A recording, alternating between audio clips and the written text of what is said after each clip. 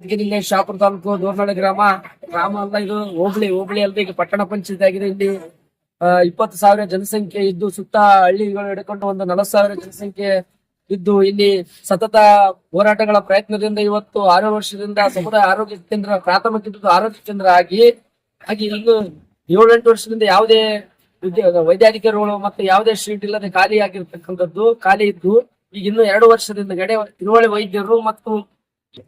ವೈದ್ಯರು ಬಂದಿದ್ದು ಇಲ್ಲಿ ಹಲವು ಸಿಜರನ್ಗಳು, ಗರ್ಭಿಣಿಯರಿಗೆ ತಪಾಸಣೆ ಮತ್ತು ಕ್ಯಾನ್ಸರ್ ತಪಾಸಣೆ ವಿವಿಧ ಎಲ್ಲಾನು ಕೂಡ ಮೇಡಮ್ ಅವರು ಮಾಡಿದ್ದಾರೆ.